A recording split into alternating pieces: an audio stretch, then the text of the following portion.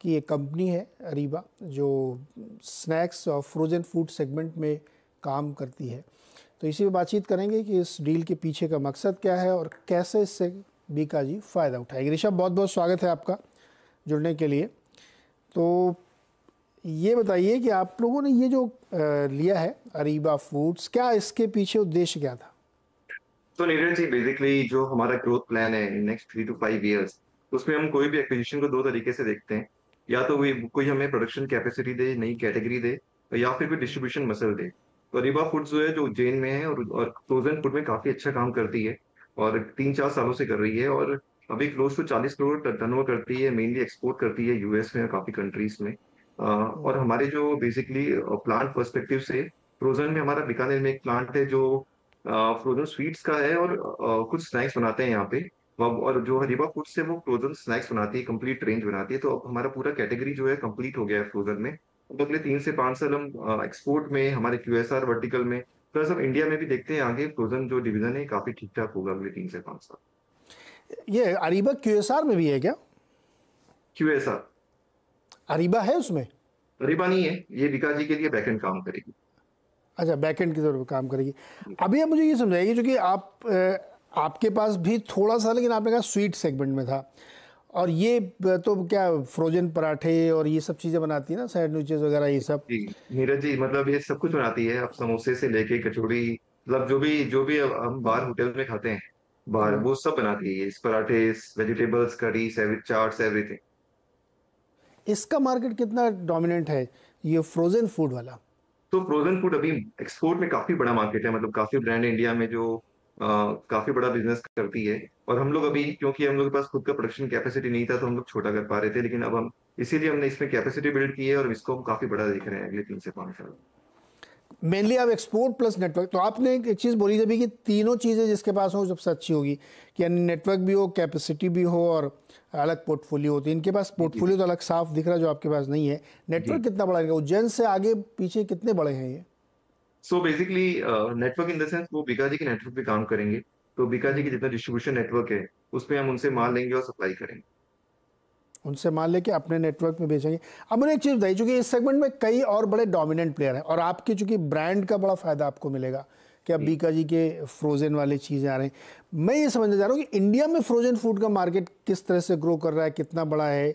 आजकल लोग बहुत हेल्थ कॉन्शियस भी हो गए हैं, तो फॉरेन में तो हो सकता है कि बहुत चल रहा हो, इंडिया में भी क्या वैसे ही चल रहा है?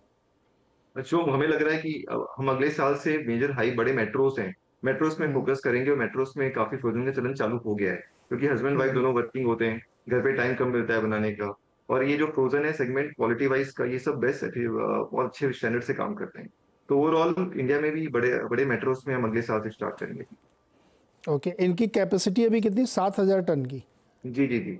और अभी ये क्लोज टू 25-26% यूटिलाइजेशन पे है। तो बेसिकली अभी रनवे काफी बड़ा है इनके पास, हम इनको काफी अच्छे से यूज कर सकते हैं।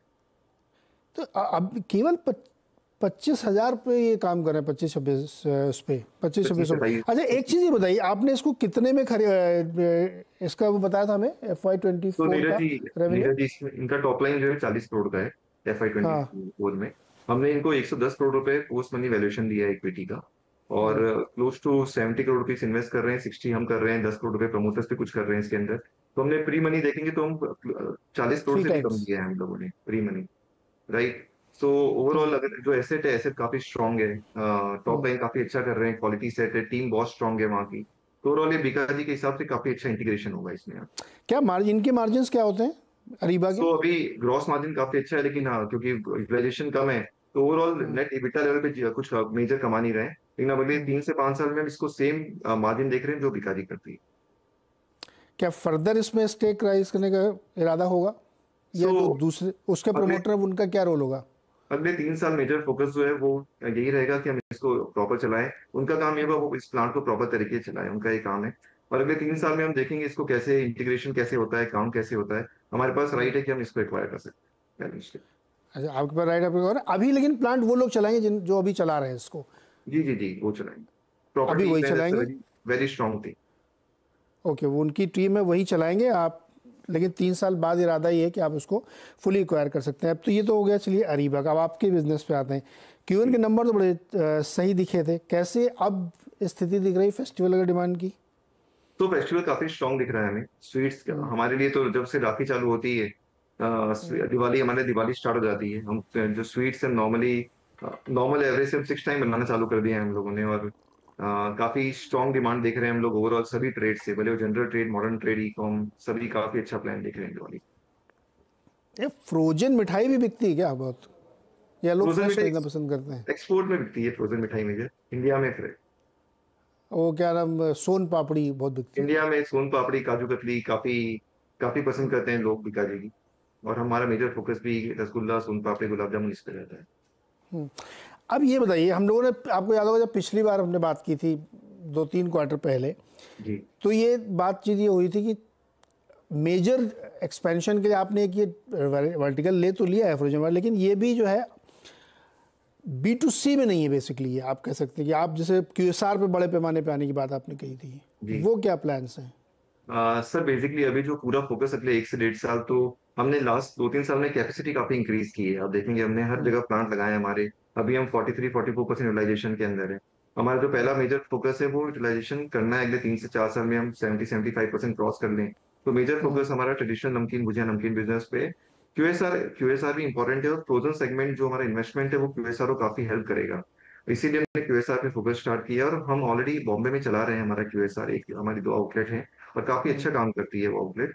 इसी को देखते हुए हम लोग अगले 1-1.5 साल में हम कुछ आउटलेट्स खोलेंगे, मॉडल सेट करेंगे, प्रोसेस सेट करेंगे, और उसके बाद हम इसको अच्छे तरीके से बड़ा करेंगे। क्या QSR का मेनू भी आप सेट नहीं कर पा रहे क्या? क्या क्या रखना है QSR में, इसलिए थोड़ा सा अभी हिकअप है?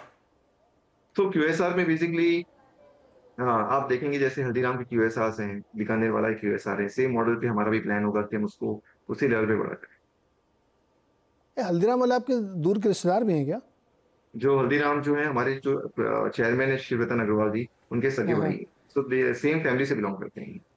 अरे वाह, वेरी नाइस। ये तो इसीलिए, अच्छा वो वाला तो ये कोई वो नहीं होगा कि कंपटीशन वाला क्लॉज कि अरे मेरा वाला रेस्टोरेंट क्यों खोल रहे हैं वैसे? तो सो घर में हम एक एक जैसे काम करते हैं, बाहर ऑफकोर्स मार्केट में हल्दीराम पैकेज फूड में भी हमारे लिए सबसे बड़े कॉम्पिटिटर वही हैं, और हाँ। क्यूएसआर में वो बहुत बड़े हैं, हम तो जस्ट स्टार्ट कर रहे हैं। ओके, नहीं नहीं, वेरी नाइस।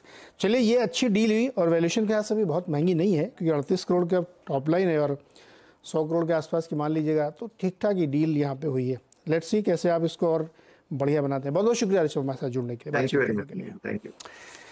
तो ये थी बीकाजी फूड से बात, जिन्होंने एक कंपनी खरीदी है अरीबा फूड्स, जो जैन बेस्ड है, वहीं प्लांट है इनका, और वो फ्रोज़न फूड में है। आपने जो फ्रोज़न पराठे खाते हैं ना, लच्छा पराठा, मालाबार पराठा, ये उस टाइप के